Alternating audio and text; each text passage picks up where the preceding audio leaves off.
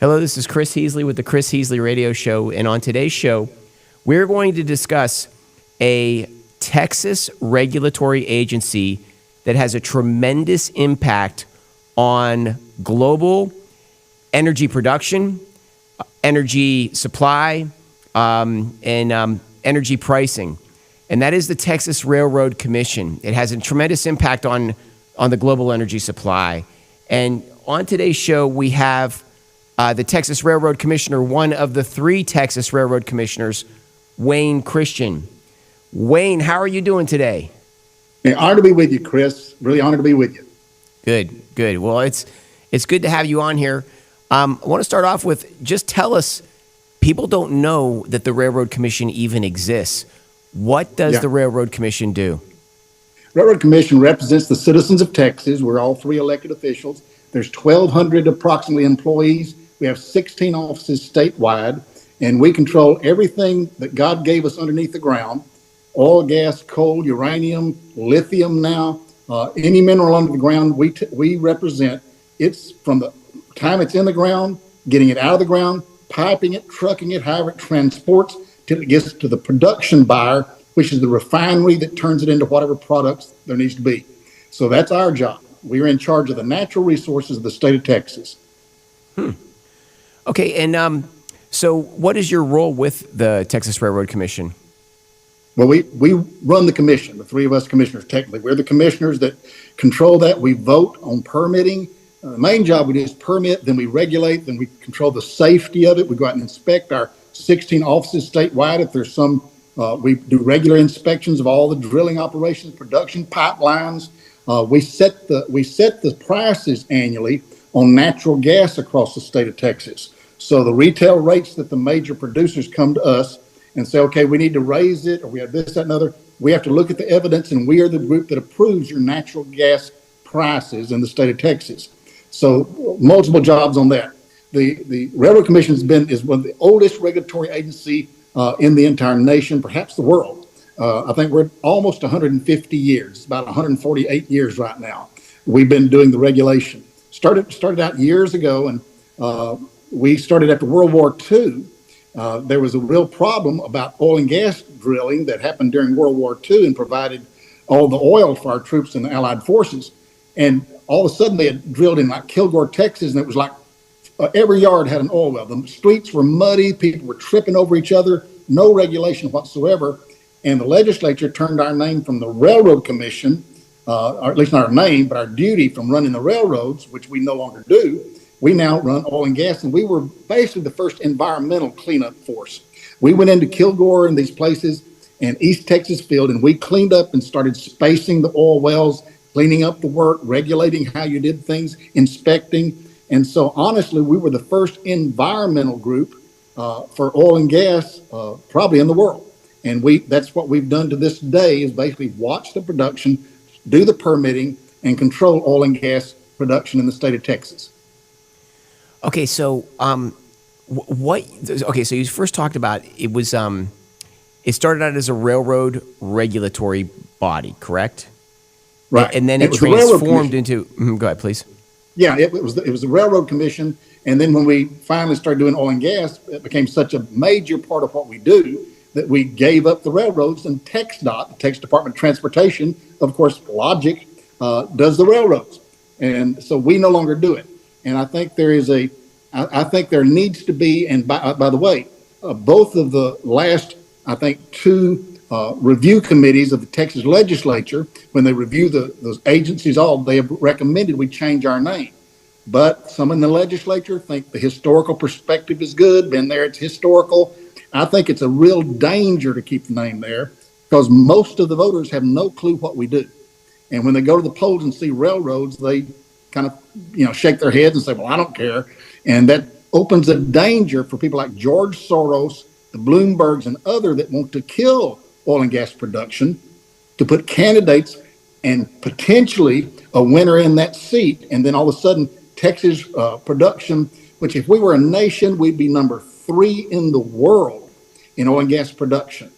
And it's 40% of our state economy, all the rainy day fund, all the permanent school fund, all the higher education fund, and much of the overage we have in those sessions where we have extra money come from oil, gas, coal, uranium, and the power that we've been blessed by the good Lord to have in the city and the state of Texas like no other state. Okay, so I want to just maybe possibly go over a couple of things again that you mentioned there, because I want everyone to understand the significance of the Railroad Commission so that they can understand this potential threat. And so if we can, please, again, what exactly does the Railroad Commission regulate today? Well, for example, we let people either produce or not produce minerals under the ground. The minerals under the ground, when we produce them, pipe them to the refineries, becomes gasoline, oil, concrete, asphalt, medicine. And one of the big misunderstandings I think we have as a public is we keep hearing, well, if we change the price of oil, that affects the price of gasoline. True, but gasoline is only one of 97% of consumer products that come from oil and gas and coal. And so oil and gas are tremendously important, not just in that, but the production of electricity and, again, medicines. Just think if you didn't have medicine, how many people would die? And that's where you get from petroleum products are the basis for all, 97%. So it's kind of amazing when people start arguing this fact of, well, the price of oil, we need to change it because it'll do this, that, and other. They have no idea it's not just gasoline. Okay, so we regulate everything under the ground, if I understand you correctly, correct? Yes. Yes. Okay. How significant is that? How significant is the natural resources that are underneath the state of Texas? How big of a natural resources mine do we have underneath our land? Well, let's take for the world, for our nation. Probably the most significant times in history have been the world wars. World War I, we have letters in the National Petroleum Museum in Washington congratulating and thanking from the nations of Europe, the Ranger Field up in Eastland County by Fort Worth in that area, for the wave of oil that helped win World War I. World War II came along and Kilgore, Texas had the Big Inch and Little Inch pipeline. 80% of the oil went to our Allied forces that helped win World War II. I have a poster in my office of Winston Churchill, and the quote is, "It was a sea of oil from deep East Texas that won World War II." So that's significant in history. What would have been different had we not won those wars? And Texas is given a credit for the minerals, the oil and gas that helped win those two wars. Now we move to today. And today, the way I think you'll see that we're taking control with tariffs, with control, with energy, is a lot of it is the pricing of oil. Donald Trump said, drill, baby, drill. And he's using that to influence the entire world back to put America first in the world. Well, guess what? Right now today, if Texas, again, were a nation, we'd be number 3 in oil and gas production. So to the Trump administration, we are the dollar power that's allowing him to do much of the negotiations that thankfully he's doing for our country.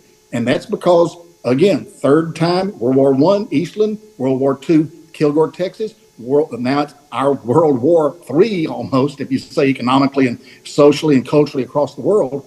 Again, Texas with the Permian Basin is actually 3/4 of the production in our 4 or 5 states, but Texas by itself is half of the nation's oil supply and probably 40% of the natural gas supply and growing. Okay, so we are half the nation's, and what was it again? Half the nation's? Half the oil. Half the oil. 40% of natural gas. Okay, so Texas has a tremendous impact, not just on the state of Texas, not just on the country, but on the world from its production of natural resources. Yes. If I understand you correctly. Yes. Oh, yeah, that's very correct. In fact, I believe it was one of the major magazines said, I think it was Forbes magazine, said the Railroad Commission of Texas is beyond question the most important regulatory agency for oil and gas in the free world. And that has been historic, and I think we are that today. We have OPEC we compete with, but in the free world, the Railroad Commission of Texas is the one that controls more than any other place because we control again, half the America's oil, which is our bargaining tool. That's very interesting. So it's almost as if the Texas Railroad Commission is a rival institution to OPEC. Oh yeah, OPEC was created. The great Kent Hance, who is really a star, great guy.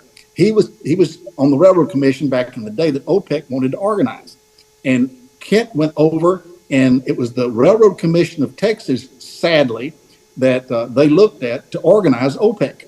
And they used the example of the Railroad Commission of Texas to design their organization. They've done quite well, but they copied it after the Railroad Commission of Texas.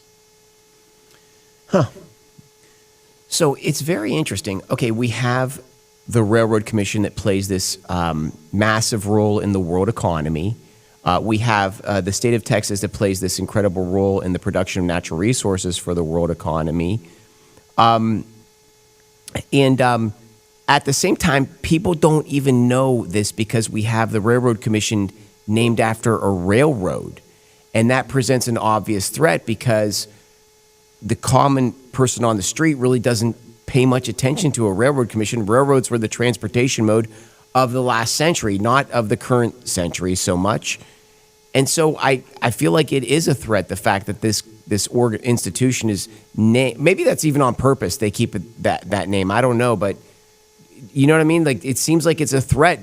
All the powerful players know what the Texas Railroad Commission does, but the average person doesn't, simply because it doesn't have the right name. Exactly. I mean, I think it's a great threat. And because the voter doesn't know, and we are elected representatives, and we're the ones that do the permitting of getting the oil out of the ground or the gas out of the ground or whatever minerals are there, the votes on the Railroad Commission, if you put a George Soros, Al Gore, any of those followers on the Railroad Commission, and they run each time. They ran against me. They'll run against Jim Wright this election, and yet people do not know the importance of the Railroad Commission and perhaps won't pay attention.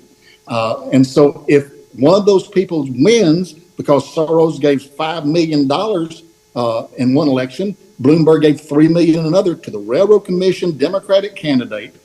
And they're now running even Republicans in the primary with that George Soros support. So if they win, all of a sudden there's a vote against producing oil and gas in the state of Texas. Does that mean the oil and gas will go up or down? Down. It's not rocket science. And I remember what I was very concerned about. Some of the greatest people I know I met at Jonathan Saenz Texas Values Organization, and I met at their little reception they had up in Austin just prior to the session with the students of all the students across Texas that were going to be assisting representatives and senators in the Texas legislature. These are the best and brightest students that were there to be the assistants in the legislature this last session. And I asked them, what does the Texas Railroad Commission do? Not only did zero of those best students know, but none of their sponsors that were there knew what the Railroad Commission did. So I think it's a tremendous threat. But there are those in the Texas legislature that are just bent on keeping it for historical purposes, and their reply back is the people that need to know what the Railroad Commission is. I'm sorry, the voters do not, and they're the ones that need to know what the Railroad Commission does. I understand the value of keeping our history in place, but it certainly seems like a threat. Yeah. Okay, so you mentioned the Texas Permian Basin. Where is that, and does that area play a significant role in Texas's oil production? Yes. Permian Basin is out in Midland, Texas is part of it. It stretches all the way and borders New Mexico down in that area. It's a large area, mostly of deep west Texas. And it absolutely, in 2018, when I came into office, literally on the day after election, my wife and I were driving from Austin, Texas, back to our home in Center, Texas. And the Texas Oil and Gas Association were having their convention in Bastrop, Texas. So I said, well, let's pull in. I just won the election yesterday. Let's say hello to the oil and gas folks. So I went in. On the radio coming in, we were listening. Of course, we're good radio listeners, of course. And on the radio coming in, they announced that there was just a major find of oil in the Permian Basin in Midland, Texas, the largest find in history. And so it was neat the first day to walk in, the second day to the Texas Oil and Gas Association and says, well, guys, one day on the job, and I found the largest discovery of oil in the history of Texas. So what else can I do for you? So it's been kind of humorous over the years. But at that time, we started producing from the Permian Basin, and it expanded and expanded until now. It is the absolute number one basin on planet Earth. And it is responsible for a large part, the largest part of the national production of the United States. And those numbers, again, I apologize for repeating this stuff, but I'm just trying to get it in my head. Texas produces 40% of the U.S. natural gas supply, 50% of the U.S. oil supply. And what are the numbers on the global markets? Global markets, I don't know. The United States, if we were a nation, I know this, if we were a nation, I've mentioned this. If Texas was a nation. If Texas were a nation, we'd be number 3 in the world in oil and gas production. That's strong. That's astounding. I mean, we are so blessed in Texas, and all this, I'm afraid we take far too much for granted. And if you don't continually watch and fight, you have a tendency, a threat to lose. And that's my concern. So what are the threats to the Texas Railroad Commission? Well, of course, politically, we talk about the voter not knowing, and we're losing control through a George Soros, Al Gore person on the Railroad Commission. That's a threat. The other part is the biggest folks fighting is the old story of politics: follow the money. And money is so important in what's going on in every ounce. So here you have the biggest pocket of money, and frankly, the big oil and gas companies, the big 7, are the major influencer of our politicians. They have 10 times the lobby of our independents, these smaller. And small isn't small in oil and gas. There are many large companies. But the 7 companies that have 90% of a lobby to our legislatures are the ones that, through their recommendations, make more of the energy policies. Well, frankly, you start looking who to these major corporations who are our friends, who do they represent? Their shareholders. Who are their shareholders? 90% of those are not citizens of the state of Texas. So when you look at that, you've got the energy policies, because of the strength of the big 7 international companies, are making most of the energy policies to our legislature in Texas. Now, who should be speaking to at the table? They have a place. But 90% of the production in the United States of oil comes from independent producers, not the big 7. 90% of the production and 95% of exploration.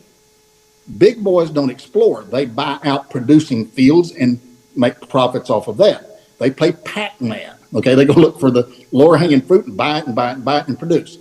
But if you want to know who's doing the work, it's the Texas Panhandle Producers Association. It's the Texas Association of Tip Road, Texas Independent Producers Royalty Association, Texas Pipeline Association. All these independent groups across the state of Texas represent the less than international suppliers, the big 7. And they have a voice at the table, but sadly, they have less than 1 out of 10 lobbyists in Austin, and that's who gets the attention of our legislators, who are much more concerned. I've been there. I was a legislator for 16 years, okay? I was the first since Reconstruction in Deep East Texas. And I know you have a lot of issues as a legislator, so you turn to who you can when you can to get information, say, on oil and gas, because you're worried about the border, you're worried about the school system, you're worried about transportation, you're worried about all of these things, and don't have time to focus, as I do now as the railroad commissioner for oil and gas. I didn't have time to focus on that one issue. So when I have these lobbyists come in, and they're nice people, they're Texas good folks, wonderful friends, and have a legitimate seat. And when they tell me these things, I say, okay, that makes sense. I'll vote for that. But then 90% of the oil is coming from these independents, and they don't have the representation these big boys do. And in my world, I've seen as 8 years of your railroad commissioner, I believe we're making policy for non-citizens of Texas on energy in this state. Okay, I'm gaining an understanding of that. So 90% of our production is from 90% is from independent producers. That's 10% correct. is from 7 big companies, and the Right. 7 big companies are the power players at the negotiation table, for lack of a better word, that have the lobbyists pull up the chairs to the lawmakers and the regulators and set the policy. Mm-hmm. Yes. Yes, Okay. and that's not they're friends. They are friends of ours, and they have a legitimate seat at the table. So that's not a evil thing. It's just that I'm afraid our legislators don't understand that they're not listening to the entire voice of oil and gas in the state of Texas when they make those policies. And I'm not saying all. We have a lot of good and bad and ugly in my family. But that's the same way in the legislative family. But by a large majority, the message being given is given by the minority, and most of that minority are representing non-citizens of the state of Texas. Give you a quick example. We don't regulate electricity. We do regulate the oil and gas and uranium that produces the electricity. So after Hurricane, was it Uri, that we were out of electricity for about 5 days in the state of Texas. After that was over with, I was honored to have an article that they published for me 1 month after that in the Wall Street Journal. Basically, what I told the Wall Street Journal is what happened in Texas is we put so much money and efforts in unreliable energy, we let the pilot light go out on reliable energy. Okay? Now, we were told by the big companies and all that if we deregulated the electric market, that they would decrease the cost of electricity because they would be looking to help the consumers. The consumers are taxpayers, our ratepayers. So we deregulated, the legislature did, electricity in the state several years back. Here comes Storm Uri. So after Storm Uri, the legislature passed, we needed the TERC, Texas Emergency Response Corps, to come in and have a committee and to come up with suggestions for the next legislature on how not to suffer from a Storm Uri again, to run out of electricity like that. So, and they commanded, I as chairman of the Railroad Commission at the time, be on that committee. So I met with the emergency response folks, making the plan for post-Uri of how to not let the electricity go off again like that. I would then come and recommend different stuff we need to go back to reliable energy. We need more coal production, more natural gas production, more uranium production. And the big companies, to our request, the big electric companies said, well, Commissioner, we'd love to do that, but our shareholders want the Green New Deal. Our shareholders want green energy. Our shareholders don't want oil, gas, and all producing, or gas and nuclear and all this. And so what that really told me, again, is these people who are not citizens of Texas are making the policies on electricity and oil and gas, because the corporations their members are by minority. Their shareholders don't own Texas. They're not in Texas. So I think it's a real problem for electricity. And the problem then, the result is, because since the 5 or 6 years since Uri, the logical thing, if wind and solar went to 0 and 5% during Uri, natural gas went to over half. What bailed us out was natural gas. So after I did the Wall Street Journal, more reliable energy, 6 years later, what has happened? We have retired coal generation in Texas. We built no new natural gas electric generators, no new nuclear, and we are now experiencing rolling blackouts because demand supply. If you have more citizens, that's more demand. Well, we're bringing in 1,000 plus a day from New York and California. We have increased population tremendously, which is more demand for electricity, but our reliable supply has decreased. So what have we done? Instead of building more gas and coal and nuclear generation, state of Texas, these past couple of years, has become #1 in the nation, not only in windmills, but #1 in solar panels. So we've increased unreliable energy and decreased reliable energy since Uri, which proved. Now, Einstein had a little phrase on that. If you see something and you keep doing the same thing over and over, thinking you're going to get a different result, you're an idiot. And I'm afraid the policy of the state of Texas on generation of electricity, which we don't do directly, we do the fuels that provide it, but I did have a seat at the table. But I think we're a bunch of idiots in our policies that we've followed since Storm Uri. Hold that thought for 1 second. I want to give a shout out to our featured product, which is the X39 patch. The X39 patch. Maria in Fort Worth fell in the bathtub, hit her head on the back of the soap dish, the porcelain soap dish that comes out of the wall. In 2008, since that time, she has reoccurring headaches on a daily basis. She recently discovered the patch, the X39 patch. She put that on her body, and within 2 days, the headaches went away. This is a miraculous technology that RFK Jr. is now using. It's photolight therapy, so your body emits light, And what the patch does, it redirects the light. It reflects the light back into your body and stimulates your stem cells. Stem cells are what keep you young. Stem cells are what keep you healthy. When you hear about stem cell injections, athletes get injured on the field. They go to Tijuana. They pull stem cells out of aborted fetuses, really sick stuff, and they inject it in their body, and that fixes their injury so they can get back on the field. Well, we're not pulling anything out of aborted babies or anything like that. This is all natural. This is the X39 patch. It regenerates your existing stem cells. It brings them back to life. As for myself, I have, after 40 years old, you get extra pressure on your bladder. You have to go to the bathroom every other minute, go and pee constantly during the day. But with this X39 patch, it went away. It's amazing. I don't have that issue anymore. And men who wear this patch largely do not have that issue anymore. It keeps you. I also require a lot of caffeine on my days are long. I work hard. I drink a lot of caffeine, but not anymore because I take the X39 patch. The X39 patch. And to get a considerable discount, text the word Patriot to 330-606-2304 for the X39 patch. Okay, Wayne. So you were talking about a lot of the threats coming to us. Is there any viability? Is there any reason at all that we should be employing solar and wind? No, not at all. I joined President Donald Trump in saying it's the biggest scam that we've seen perhaps in the entire world. Real quickly, you're sitting here looking at wind and solar, just fact. Let's take wind and solar are 5 and 6% of the entire world energy. They produce one product, electricity. Oil and coal and gas are 80% of world energy. And the idea, their whole concept is to do away with oil and gas and replace it with wind and solar. It's an insanity. You're going to take away all the 97%. You're going to take away medicine. You're going to take all the asphalt. You're going to take away lubricants. You're going to take away all these stuff you're taking away. And you're going to replace it with electric generation in the world. That's insanity. It just can't be done. And you can't, by the way, you can't have wind and solar without oil and gas. I mean, the fiberglass it's made from is from oil. You take the battery, all the plastics, the chemicals to have that put together. The lubricants for the wind blades to go around is oil. And it's just, they can't exist without oil and gas. You take an electric car, you take a Tesla, the fiberglass, the glass, all the body, everything that's in the thing comes from oil and gas, except the generation of power. And by the way, the power it comes from, by a majority, comes from coal and natural gas.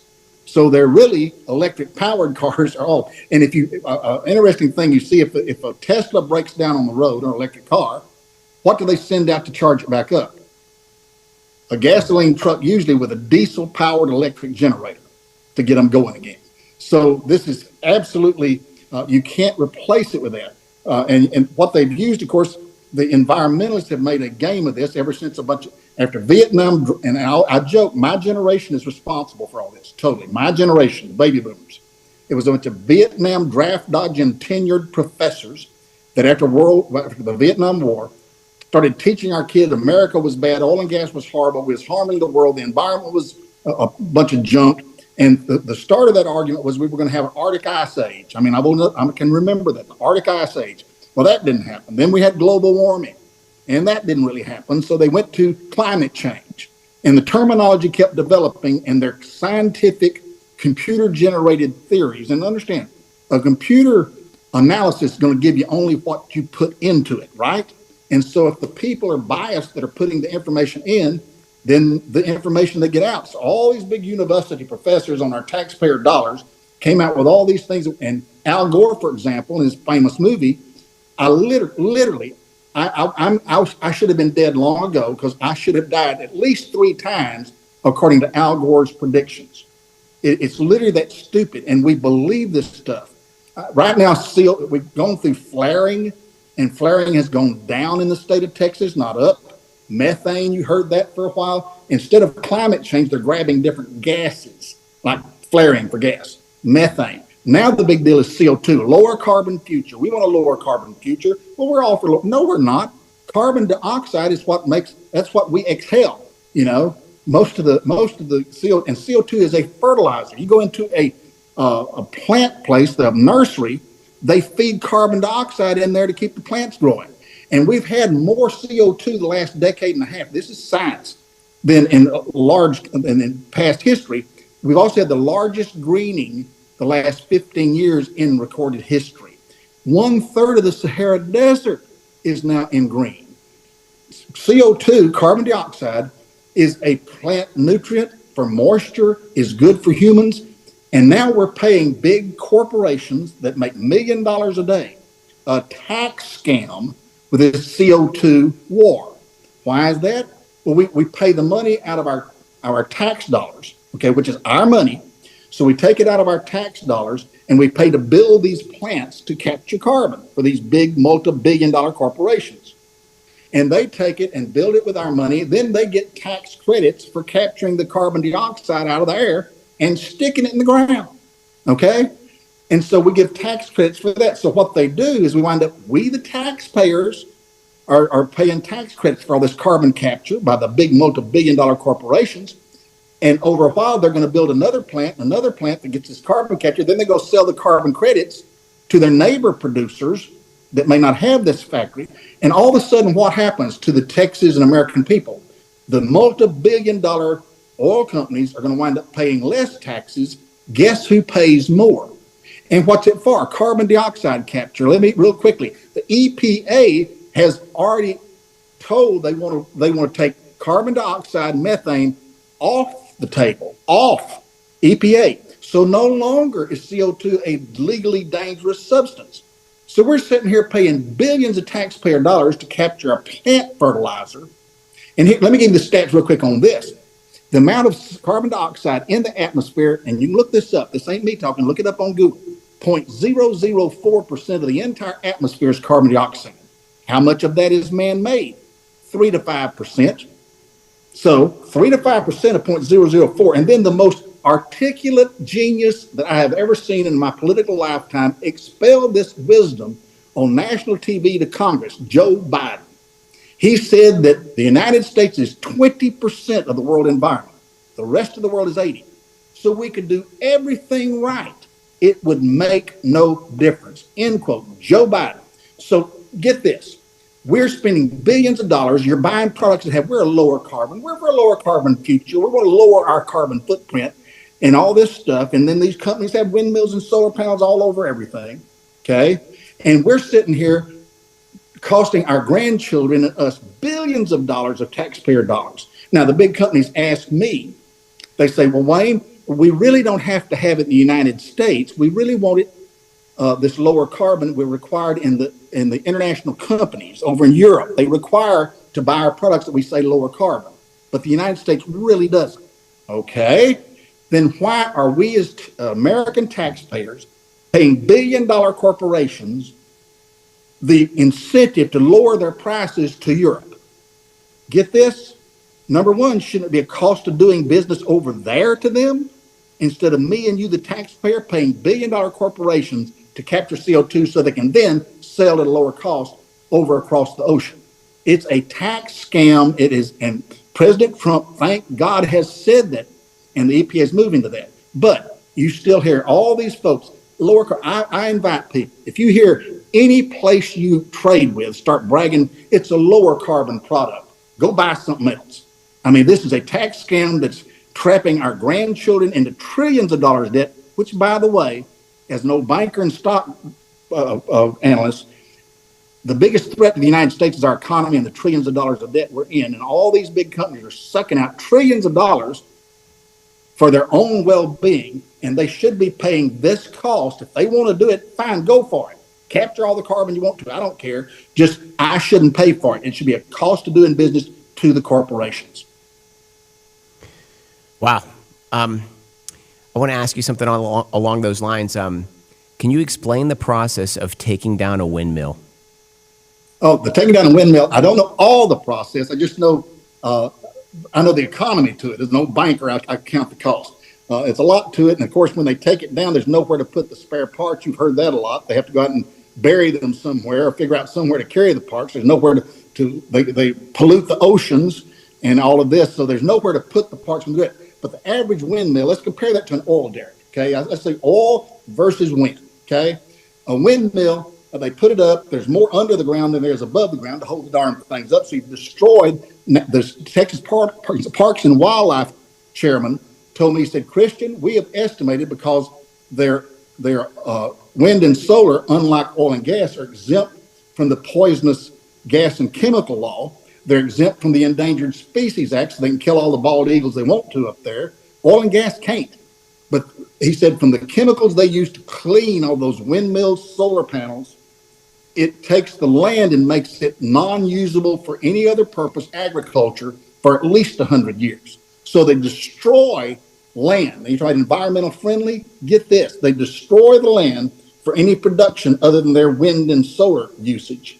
Okay, and then for decades you're seeing that. So the cost of taking them down, number one, they last about 10, 15 years max. 10 to 15 years they last. It takes $1.25 million minimal to take one down. Okay, take $1.25 million, divide it by 10, you get the per annual use, or 15 at best. Okay, let's do an oil derrick. An oil derrick goes in there, it lasts 50 to 70 years producing. And take it down is around $25,000 to $30,000. Divide 30,000 over 70 years compared to 15 years over $1.25 million, and you get the only reason these windmills and solar panels exist in the world today is because we in Texas, and this is Texas Public Policy Foundation, the last over a couple of decades, we've spent over 20 to 30 billion Texas federal and state dollars and sent to our good friends in Red China to buy windmills, solar panels, and batteries to bring over here of our tax dollars, 25, $30 billion. And then we give them tax breaks in our counties and cities to go up there and destroy hundreds of acres of land. Now get me the logical connection on those dots. Well, okay, so my question for you is this, is that, okay, so, you know, the question is why are we doing this? Why are we building these useless forms of energy? Why are we giving all these tax breaks to these large corporations? Is what we're doing this while at the same time China is just powering up its economy on nuclear power plants, right? Adding a record number of them. They're doing everything right in their economy. Am I right or wrong on that? You're wrong on nuclear. It's coal. They literally do 75 coal plants a week in Red China. Got that? It's coal. It's the dirtiest form, and there are no filtration systems like we demand in the United States. So here they are, and they are exempt from all of these acts and stuff nationwide, the Paris Accord, all of that they're exempt from, not the United States. And so here you are, the United States is 20% of the entire world atmosphere, okay? Boom. We are the cleanest industrialized nation on planet Earth, the cleanest on planet Earth. Red China, one of the dirtiest. So how the greenies want to fix it? They want to shut down the cleanest producer so that it can be taken the place by the dirtiest producer. This is the illogic in all this. And you're talking, you know, there is no logic in this sequence of what's going on with this environmental Green Deal. That's why our president this past week told the United Nations it was the biggest scam in modern world history was this environmental movement. And it is. And what's sad is our public has been duped by a bunch of university professors have taught all our kids that oil and gas is evil and wind and solar is the answer, this clean, real deal. Our politicians go around screaming environmental slogans like, we're for all the above energy. You ever heard that, folks, by somebody? We're not for all the above energy. We're for the best energy. We're for clean, plentiful, reliable, cheap energy, not wasteful and environmentally destructive and costly wind and solar energy. And yet we keep hearing this. And now we're having this discussion again, and I'll repeat myself. We want lower carbon. We're trying to lower our carbon footprint. We all want lower carbon. No, we don't. No, we don't. Carbon dioxide is good for humans. We exhale it. If you shut down all the carbon, you kill all of us. That's humans and animals.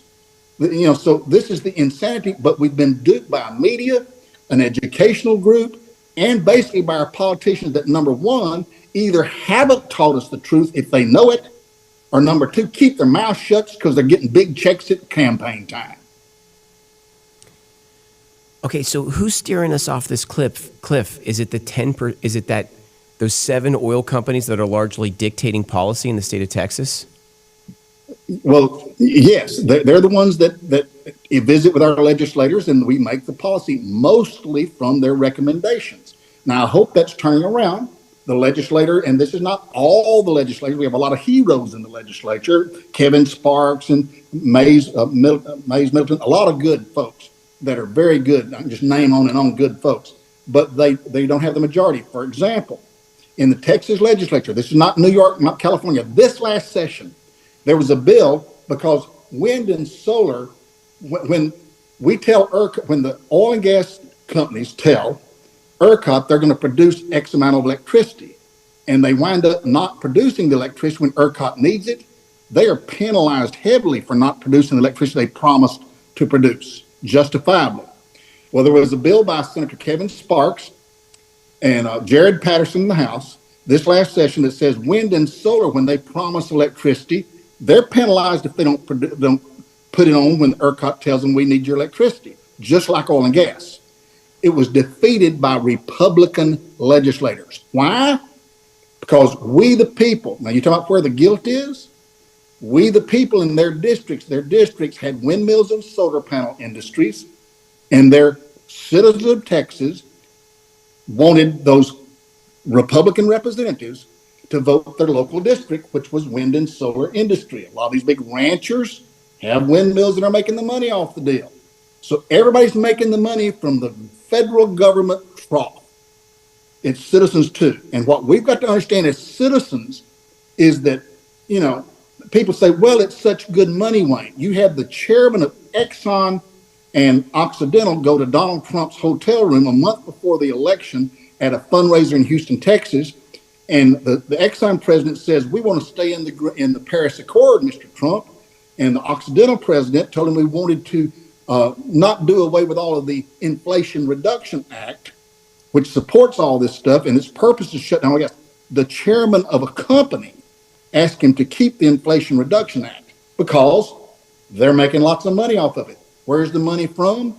The taxpayer, toward our trillions of dollars debt to multi-billion-dollar corporations. And this is the cycle that keeps going. And but how Trump we pulled us out, that, right?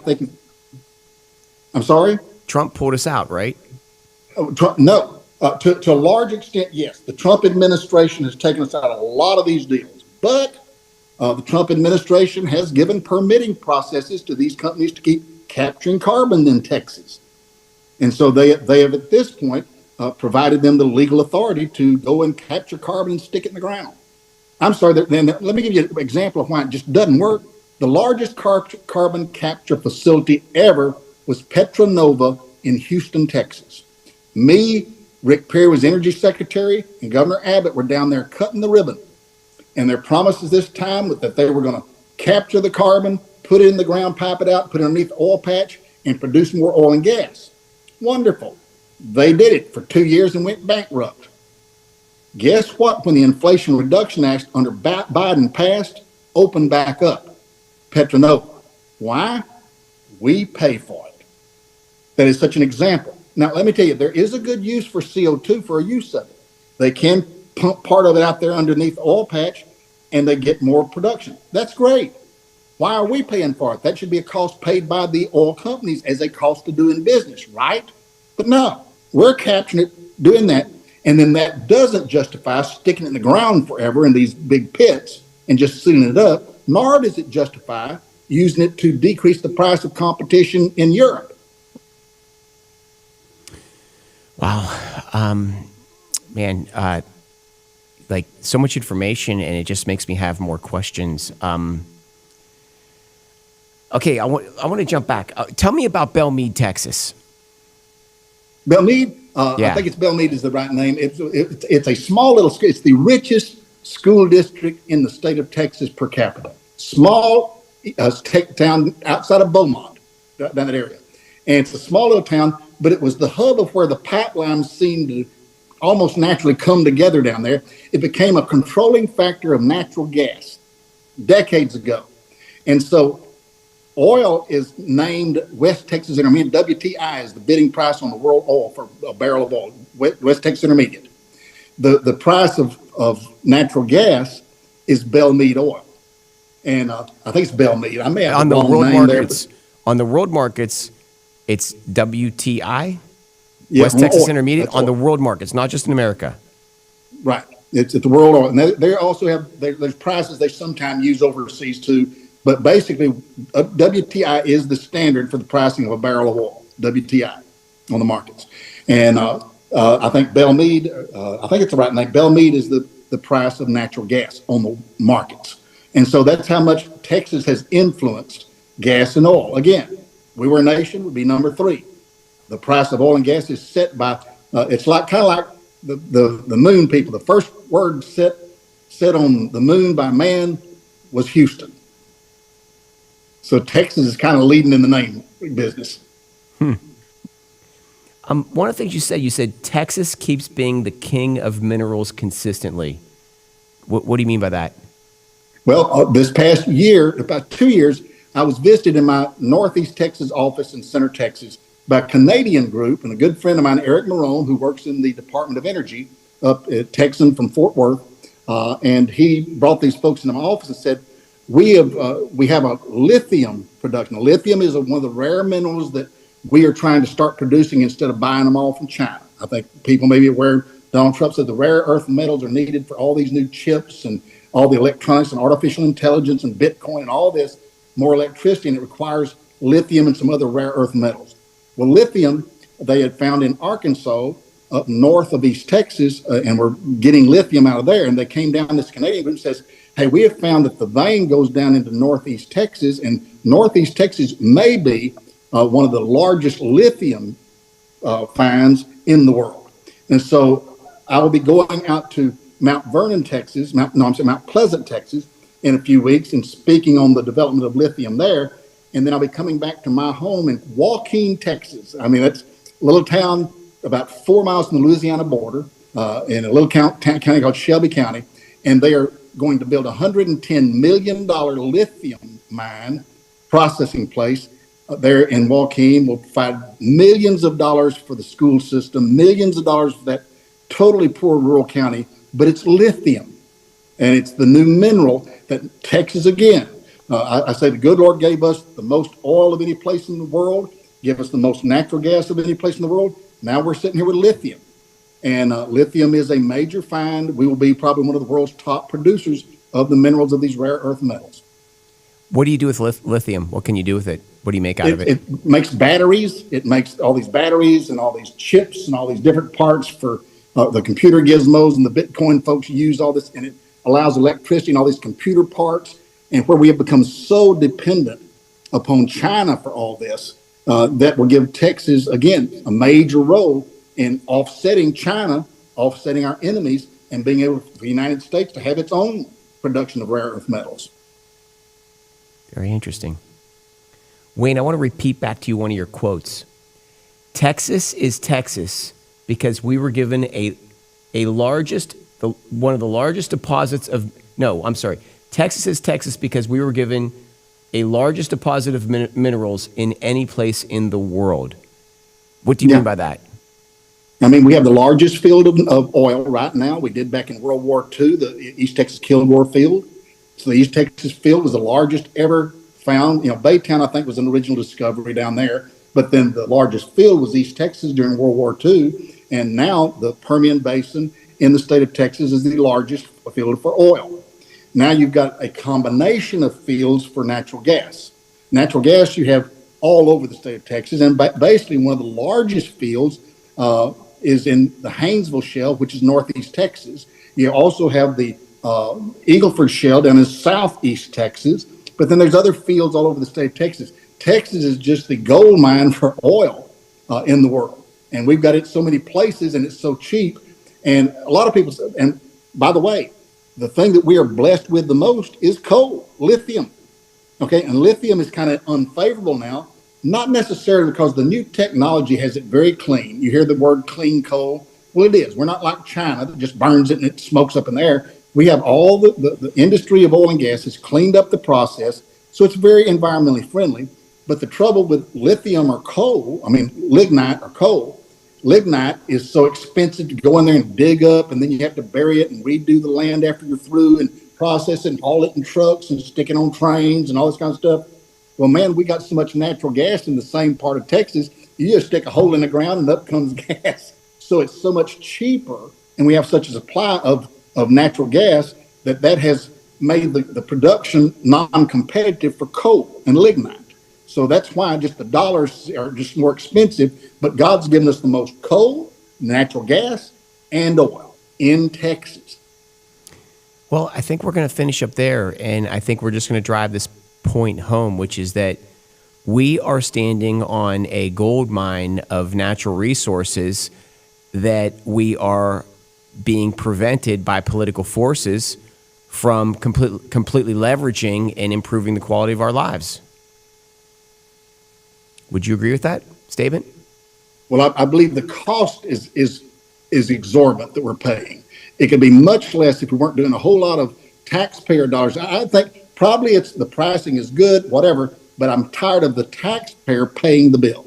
I'm also tired of us getting unreliable and higher electric costs because everybody's so wind and solar happy because the federal government and the taxpayers are paying for the wind and solar. So it's a combination of higher prices, but it's just, yes, we need to better understand it, and the citizens need to. You're exactly right. Great.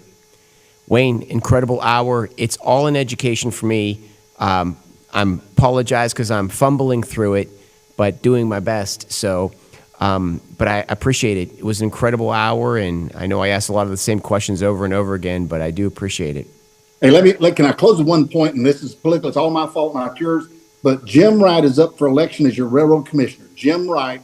And folks, if we don't get behind him, George Soros and those people like Bloomberg will fund an opponent to try to put on the Railroad Commission and completely destroy oil and gas production in this state. So please vote Jim Wright and tell your neighbors for a railroad commissioner, state of Texas, in this next election. Great. All right, Wayne, well, thank you very much and appreciate your time. And this is Chris Heasley with the Chris Heasley Radio Show. And we will be back tomorrow night with one more hot topic. Have a great night.